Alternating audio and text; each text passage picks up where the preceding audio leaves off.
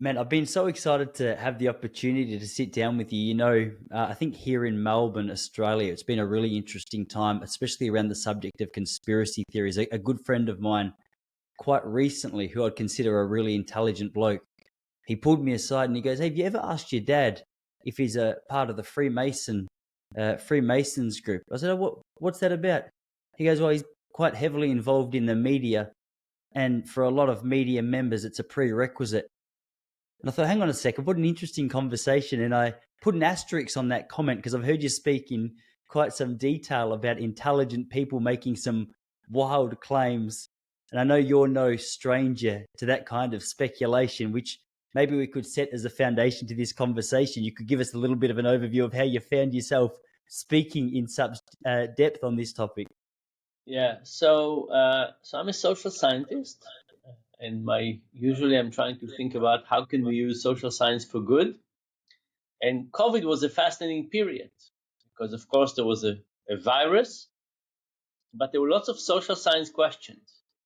How do we do remote education, and how do we do remote work? And should the government pay people unemployment, and how should that work?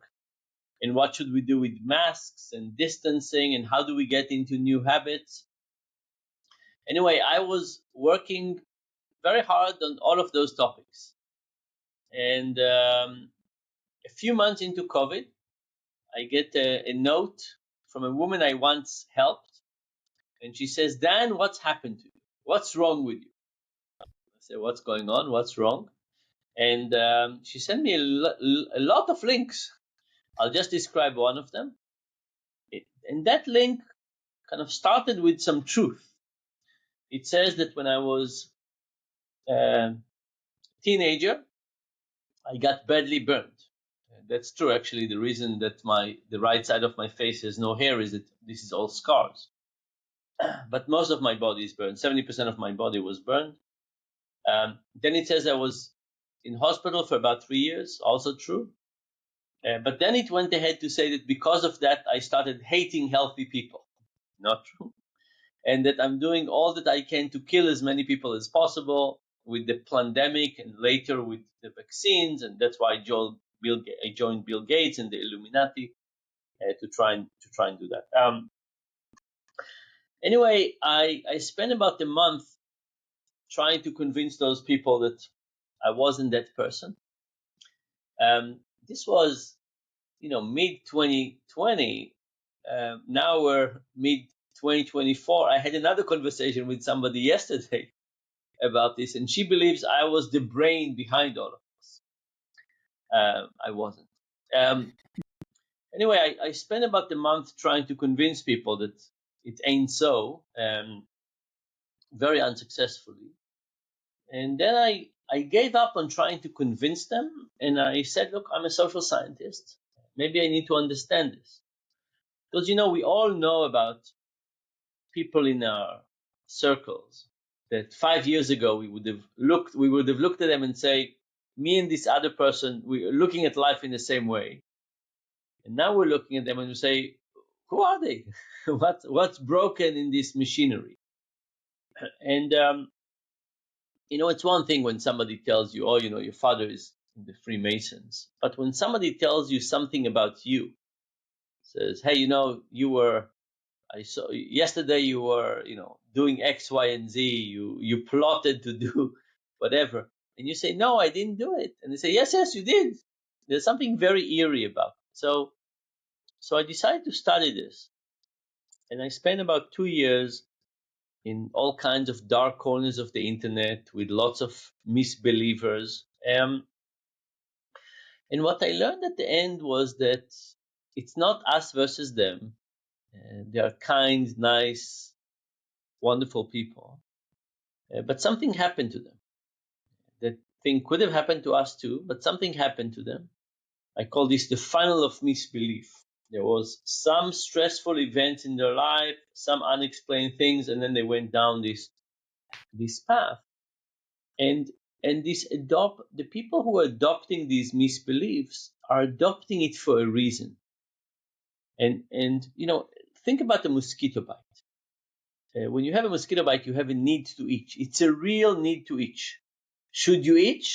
No, but you still have the real need to itch.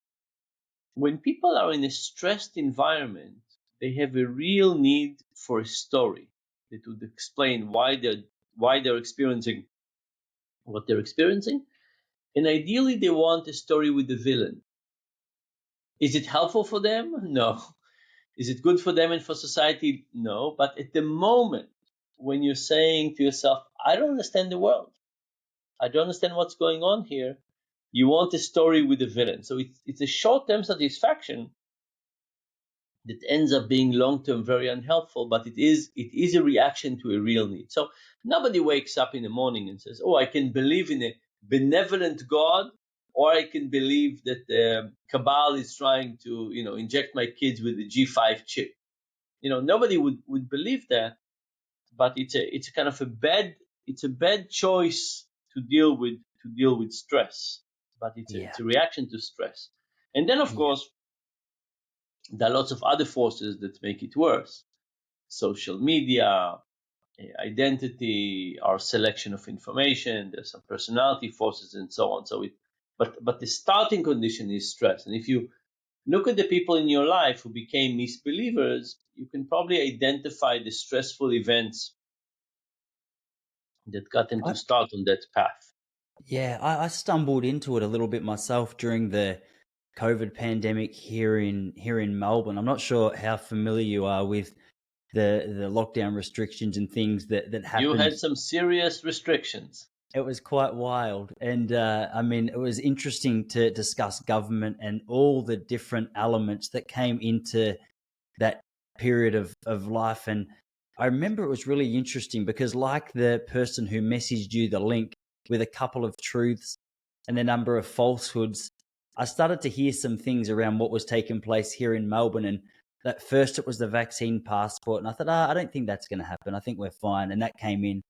And then it was, you can't hear. We had a funny one where I mean, it's funny in hindsight only, where you couldn't drive more than 5 kilometers from your house. And then I started to hear people say there was essentially a housing area. If you came back internationally, you had to isolate at a government facility, which was real, and it was there for a little while. But there started to be some talk from some of the same voices who had predicted Yeah, the COVID vaccine passports, the 5K radius restrictions, that were saying if you're unvaccinated, which I am, which I was at the time, obviously, where they were being developed specifically for unvaccinated. And I started to think, surely not. But I mean, the barrier had been pushed on a couple of things. yeah, And this serves as a nice little reminder to me, because I often am amazed, as I said at the outset, that a lot of the time I feel as though the conversations I have with friends who are reasonable and really intelligent people, they always justify their beliefs with what sound like really reasonable beliefs and information. And it seems that the bottom of the barrel of information regarding conspiracy does not exist. You can dig and dig and dig. And yeah, I mean, if you want to keep digging, if you're going to believe it, you're going to constantly find what it is you need to support what it is to support yeah. your conspiracy, if that makes sense. And for me, the term misbelief has two components. The first one is a belief in something that ain't so. But of course, nothing is black and white. It's not as if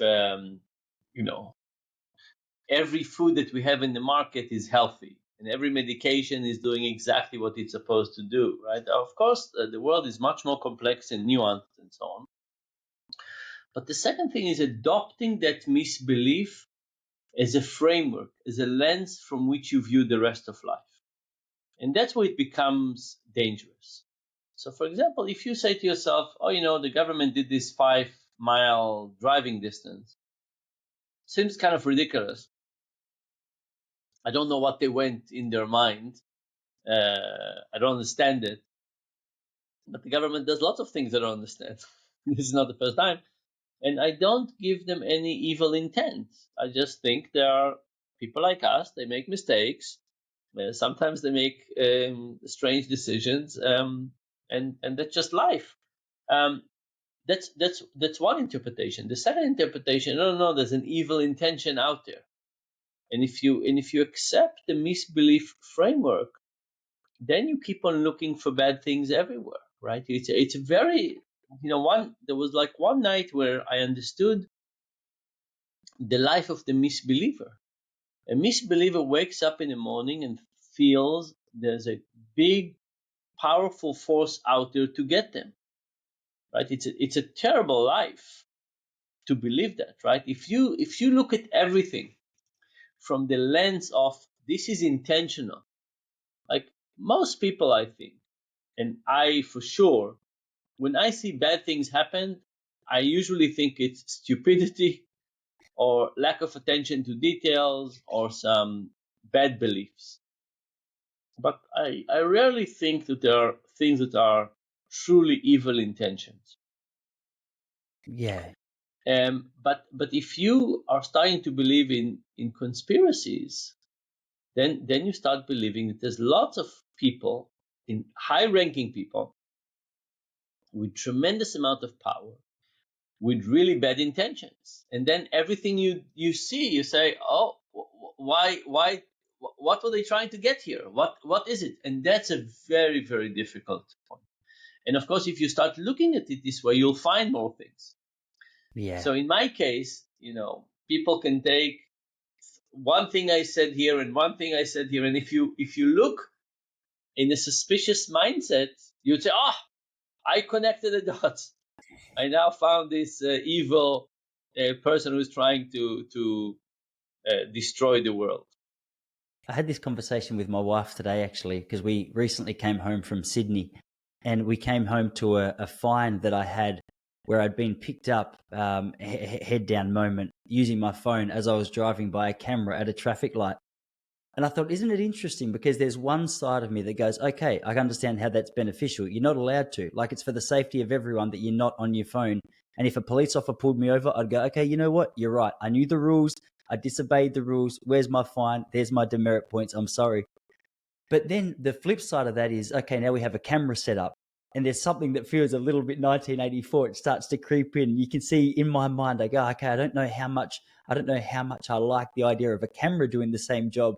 And as you say, I find that interesting because the situation hasn't changed. I mean, the outcome's exactly the same. I'm still fined. I still lose the demerit point, but it's a person giving me the fine over a machine. And Yeah, I find that conversation one, which has been coming up recently. A lot of people like to point to China and the social credit score and say yeah, about how we're starting to move towards a lifestyle or a society like that, which yeah. So for let me me let me sounds really say unappealing. let me say a couple of words about this. So Yeah. so the funnel of misbelief, the way I describe it in the book, has four components. Yeah. The first one is stress, emotion. The second one is cognitive, what information we choose to look and how we interpret it. The third one is personality, and the last one is social. Um, but at the end of the day, kind of, there's all kinds of things we can do. There are things we can support each other, support ourselves, and so on. But we also need to build systems that are compatible with our humanity. So let's take a little step back. My metaphor for the human mind is a Swiss Army knife. If you needed to do a job, any job, you would not pick a Swiss Army knife. It's not ideal in anything, but it has lots of things that you can do in a relative compact way. And our mind is kind of like that. It's not ideal for anything, but it's quite good in lots of different things. Yeah. But our Swiss Army knife is not designed for the modern task of today. It's designed for many thousands of years ago. So it's a Swiss Army knife, but the tools are from an old time ago. Right? We don't have the right tools for now. But that's what we have. And just because we have a cryptocurrency and we have anonymous internet and social network and so on, it doesn't mean that the tools have changed. So let's take one example. We are designed to trust. We're designed to trust. Now, why are we designed to trust? Think about the community of, let's say, 200 people. In a community of 200 people, a lot of trust can be created. And what is the mechanism that keeps trust up? Gossip. Because if you and I were part of the same 200 people and you did something bad to me, I would tell everybody. and then nobody would deal with you again. And you know that. You know that gossip is like the solution for a society that doesn't have police and doesn't have a justice system. There's no court system. It's gossip, right? You basically know that if you do something bad to me and I would find out, I would tell everybody, and then you get punished by the community because everybody would think you're unfair. We have a few mechanisms. So evolutionary speaking, trusting was a good way to go because in most cases you could trust people. But then we moved to big cities, and then we became anonymous, and then we got the internet and we're extra anonymous. And now we have what we call cheap talk. We can cheat, we can lie. There's no consequences for the things we're doing in an anonymous internet way. So we still have this tool of saying, in general, I trusted people.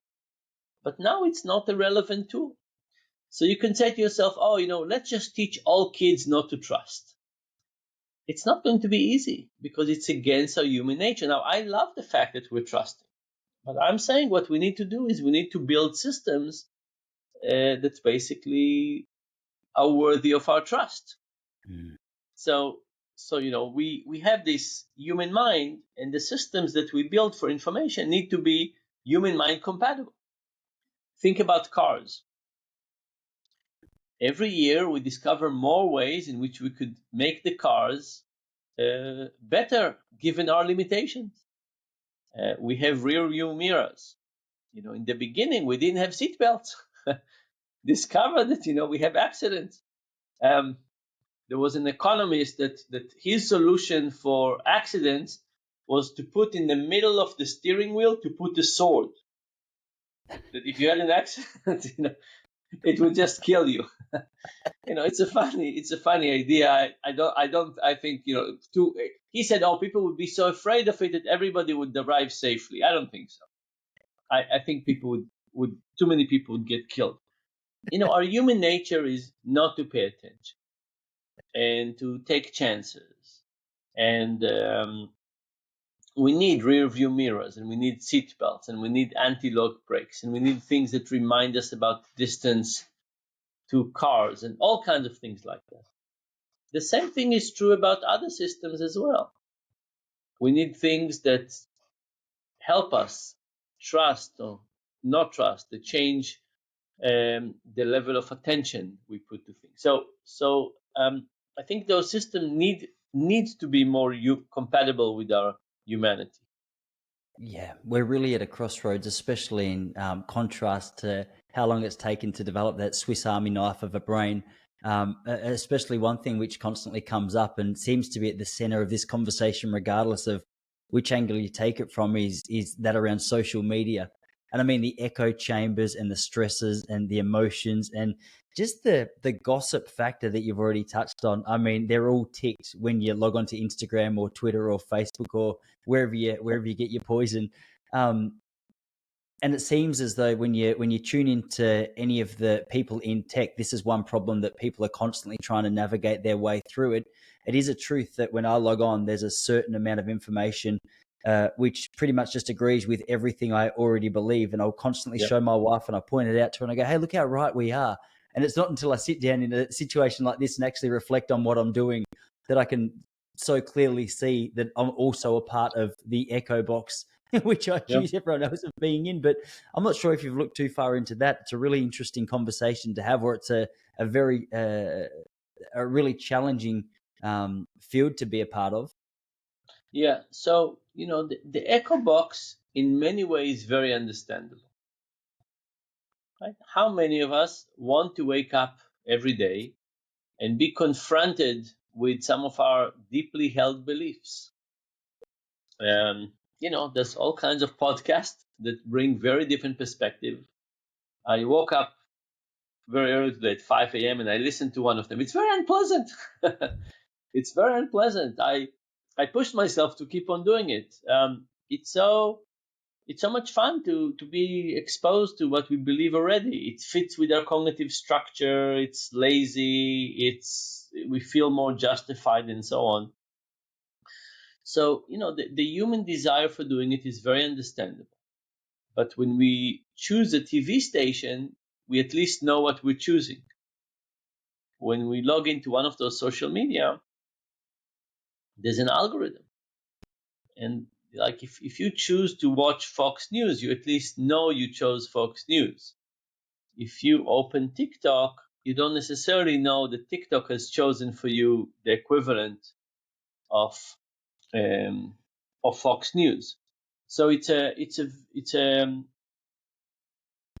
very serious issue, but it gets worse, because when we think about the echo chamber, it's just about what do we choose or what's being chosen for us. But there's another phenomenon now, which is that almost everything is connected to identity. People tell you whatever they tell you, it's about identity. So people tell you if they're vegans or not, and if they are pro-life or pro-choice, and where do they stand on the Israel-Hamas war, or vaccines, or anything like that. It's all of it is identity. And there's a story from the Bible that there were two tribes that had a difficult war between them. And at the end of the war, they settled on two sides of the river. And then they walked around and they wanted to know if the people that they meet are from their tribe or from the other tribe. And it just so happened that these two tribes pronounced the name of the plant, shibolet. Shibolet it's like a type of a wheat. But they pronounced the name of that plant slightly differently. One of them said shibolet, and one of them said si-bolet. So imagine I meet you, and I show you the plant, and I say, hey, how do you call this? And if you call it the way I do, that's great. We're friends, we're brothers, we're from the same tribe. And if you call it in the other name, from the other tribe, now I chase you away. Now, if you think about this, when I show you the plant and I say, what's the name of this plant? Do I care about the name of the plant? No. What do I care about? Your identity. So we now use the term shibolet for a conversation that seems to be about the right thing, but it's actually about identity. Now, think about this as a lens. Think about politicians. How much of the statements that people are making are statements about the real thing, and how many of statements are saying, I'm a Republican, I'm a Democrat? In the US, the reaction to COVID was very much along party lines. How could it be that a decision to wear a mask or not wear a mask, get vaccinated or not, is a political decision? But it did become political, and it's now very strong. When people are saying, I'm pro-life or pro-choice, it's an identity. Or when people say, gender identity or anything like that, it all becomes about identity. It's not about the topic. It's not about the topic. It really is an identity statement. And of course, those identity statements are polarizing us. I had this conversation in a way that it's very hard. I don't know what it is in Australia, but in the US, there was a survey recently. I mean, they do it every few years.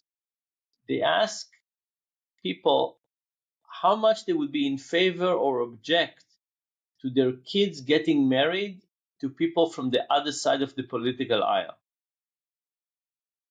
And if I remember correctly, it's close to 50% of the people who said they don't want their kids to get married to somebody from the other political aisle.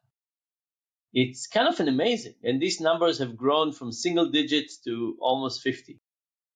But we're so polarized, and everything is looked from this lens of, the moment you tell me that you are different I'm pro X, you pro Y, I already think you're a terrible human being, right? I already think something is inherently wrong with you, that you're broken in some way. When I started this research, I was very curious about it. But now I think it's one of the biggest challenges we have.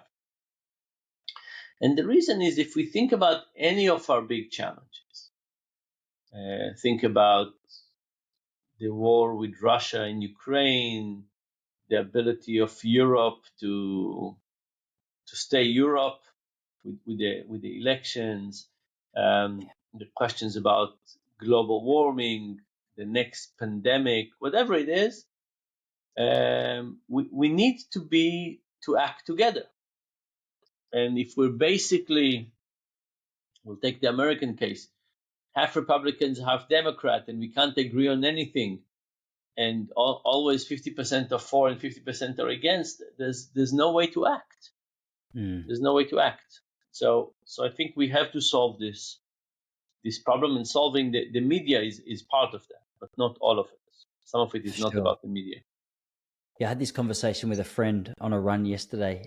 We were laughing because we were saying, how is it that based on the color of your hair, we can have a fairly safe degree of certainty about whether you're pro-life or something else, or based on the color of your hat, you're wearing a MAGA hat, the same is true. It is wild that you can know so much, or at least you can assume, and I feel a lot of cases fairly accurately based on just a couple of things like that. It does seem that was it Shearbite? I can't remember the name of the plant that Shibolet.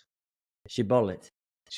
Yeah, it's amazing that all of a sudden the issue is not the issue. It's just a little bit of a badge that sort of coincides. when we think about those issues, we tend to think that we have thought these things thoroughly. But the reality is that most people have the same opinions as their parents. The same way that TikTok directs you, your parents too, right? You got to be born to your parents, and they directed your exposure to ideas from age 0. And most of us, we have the sense that we have thought very carefully about our opinions. But the reality is that if most of us thought very carefully about these topics, we wouldn't most of us end up believing the same things our parents did. Yeah. It tells you that it comes from a different direction. Or think about global warming. I ask lots of people, I say, how sure are you in your opinion? And people say very. And then I say, how much have you read? And most people say, truthfully, not that much. Some people say, I have not read any original papers. I read things about them, but it's an example because it's a recent issue, clearly very big, very contentious, but clearly most of our opinions, like we didn't say, okay, let me now take 3 months and read through the papers on both sides of the discussion and try to make sense of it. We went to sources we trust. We started with some beliefs already, and it's true for us, and it's true for the people who believe the other side as well. But Yeah. our beliefs too, many of them are, like, if you ask people about how sure you in your beliefs, they would say very. And then you say, how much have you actually read? They say very little. And you say, so how come you're so sure? And people don't know how to explain their certainty. They say, well, I trust the media, I trust this, I trust that, but and the reality is that our beliefs are all quite on shaky grounds. Even in COVID, because I was so involved in it, I read lots of papers about it, but very few people read lots of papers. Most people got their impression from a media source that they trusted. But this is why the betrayal of trust is so tough. One of the misbelievers I talked to is a really amazing guy. I think in a different universe, he would have been an unbelievable contributor to humanity. He just went down that path. He said that he thinks that the misbelievers would end up winning. And he said that he made the parallel between losing trust in government to losing trust in a significant other that had an affair. And he said that when a significant other has an affair, you lose trust in them forever.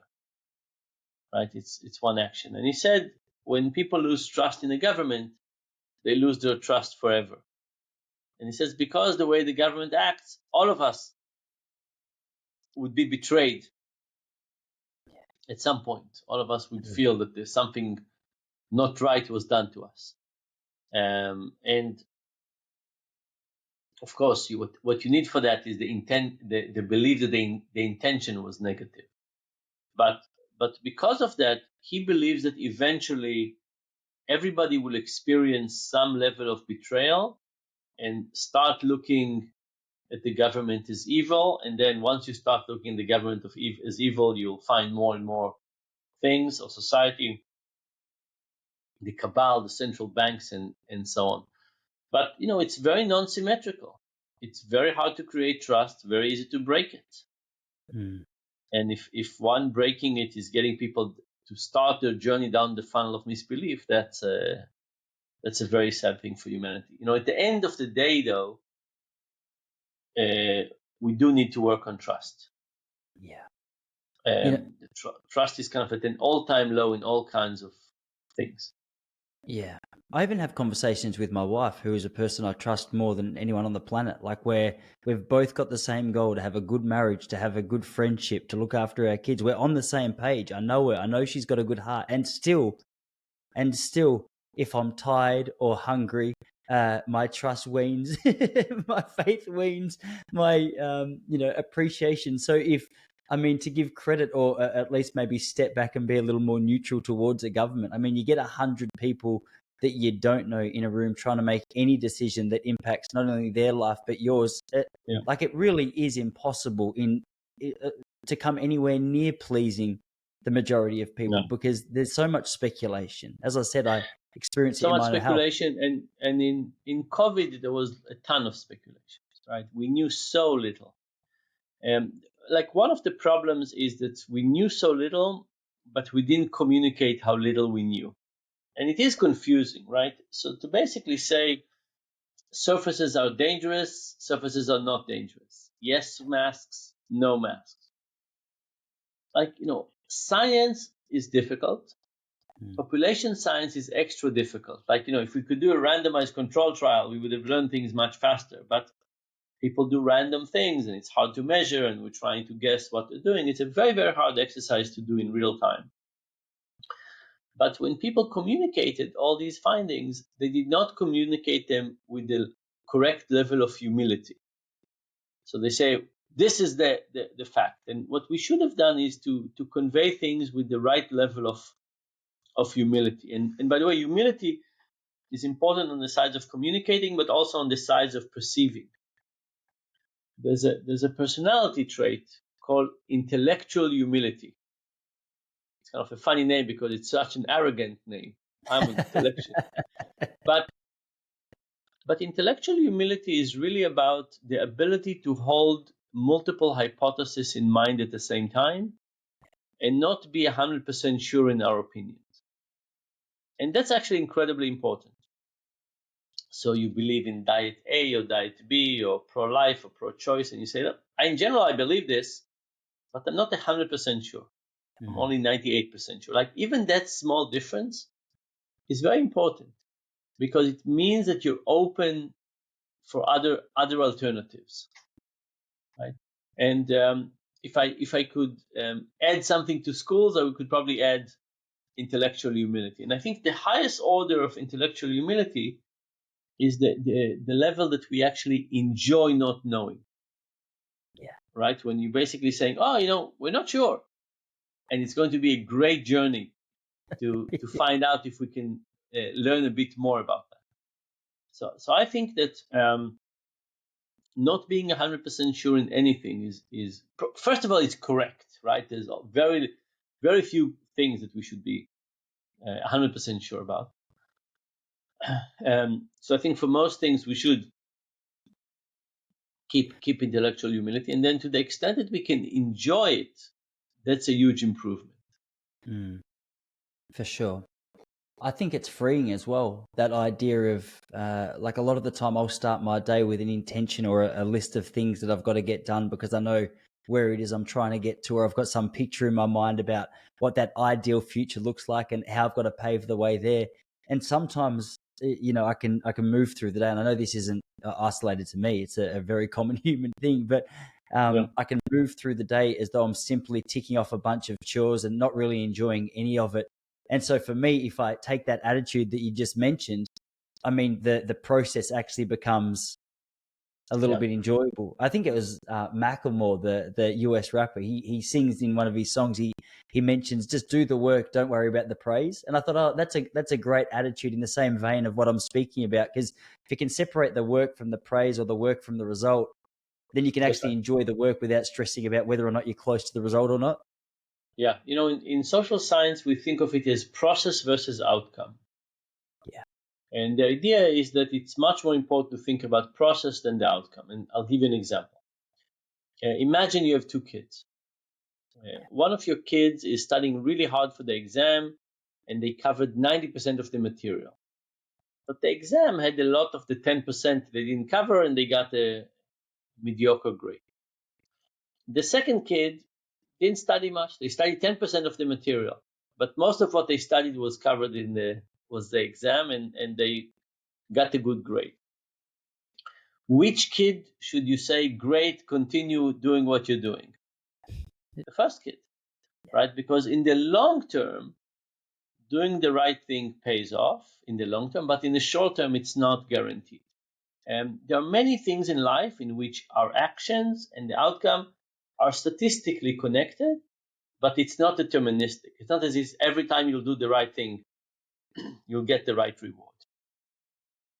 By the way, also true on the negative side. It's not true that every time you text and drive, you kill yourself or somebody else. It happens very infrequently, right? But you want to be rewarded and punished based on what you do, not based on the outcome.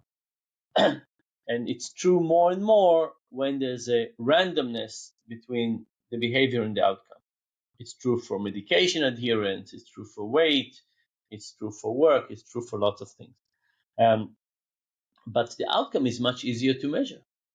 Mm. So we often measure the outcome as a substitute, but it actually can kill motivation. And where in fact it's much better to do the hard work of understanding what are people doing and should be rewarded and punished based on what people do, not based on what happened. For sure. Yeah, C.S. Lewis has a cool quote in one of his books where he talks about that exact thing. He talks about the process of learning maths can be a long and tedious process at the start where you're trying to navigate your way through the actual work. But over time, if you be consistent, you start to understand it can become quite enjoyable, as Yeah, opposed to the student who has to cram the night before the test, doesn't understand the concepts, just gets it there. They forget as quick as they remembered. One's left with a whole heap of skills. The other's left with just a little bit of stress and their fingers crossed that the grades that yeah. they get actually work out well. Yeah, and this insight is actually something that we're now trying to study. So think about some of the things we're supposed to do. We're supposed to eat well, we're supposed to exercise, we're supposed to go to bed on time, all kinds of things. And the things that we hear from society is mostly these things are going to be painful and difficult and not pleasurable, but you have to do it always for the rest of your life. That's not a good recipe. It's not a good recipe for behavior. And I think what we need to do and what we're trying to do now is to try and figure out if we can find the sources of joy in those activities. Mm. So I started talking to concert pianists and actors, and I started talking to runners, long distance runners, trying to understand what is it that keeps them motivated. Where do they find their joy? And what I learned is really the kind of two types of joy. There's the joy of getting better at something, right? The improvement, and you get feedback, and you get better. And I used to play squash, so I can't hold the tennis racket because my hand is not good enough, but I can hold a squash racket. And it's not about winning points against the other person. It's about knowing what I want to do and seeing what actually happens and seeing the gap and trying to reduce that gap. It's a feedback mechanism that is I enjoy getting better. And then when people get really good, they start playing with their expertise. So, for example, one actor told me that he plays the same play day after day, but he said it's not the same play. He said he's actually playing it on two levels. He has the level in which he's playing, doing the acting, and he has another level in which he's trying to figure out small differences in how he's acting today compared to the other days, and he's trying to look at the audience reaction to that. So he has the acting level, and he has another level in which he's saying, oh, let me increase the pause here for a fraction of a second, or let me say this a little louder and see, is it better, is it worse, and kind of finding the points. And one of the runners told me the same thing. He said, he's trying to notice the relationship between how his feet hits the ground and his breathing, and trying to figure out the synchronicity between those things. So, I think that we need to find these sources of joy and think about how to enter them into our daily life, right? How do we make those things, like what would be expertise in eating better? And when I went for a run the day before yesterday, I'm not a runner and I don't run much. Like, I have no idea what my body is doing. I know I'm moving, I know there's some breathing happening, there's some sweat, but there's a lot of room to get into this part where there could be joy in understanding my body and how it synchronizes and so on. But I'm a long way from that. For sure. No, it's a really interesting point.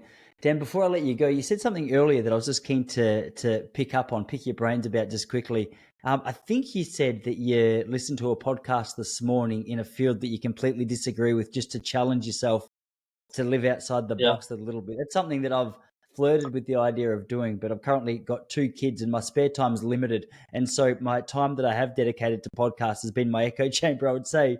Is that something you're doing deliberately or regularly? Obviously, I mean, you can see based on what you've said, the benefits of that is your world gets a lot broader. Yeah, so usually I do a little bit of this, but in election years I do much more. So, this year, about 40% of humanity is going to vote. It's an incredibly important election year for many countries. So yes, so this year I'm looking more at news that I disagree with, and I listen more carefully to people I deeply disagree with. It's an interesting exercise, and I think there's a way to listen, and there's a way to pretend that we listen. And usually, we're in discussion with somebody, we pretend we listen, but we counter argue. Somebody comes with a different opinion. We pretend we're listening, but in our mind, we're building an argument for how to argue with them back. So I work very hard on not to do that. I work very hard on listening to arguments from the other side, and in my mind, fully go with them, not go against them. So that's actually when it becomes much more difficult, but very important to do. It sounds difficult. Hey, I've got my eye on the clock. I know you're off to another meeting, but man, it's amazing what you can get through in 45 minutes. Really appreciate you making the time to come on. Thanks so much for making it. My pleasure. Lovely to talk to you. And anytime, I'm happy to do it again.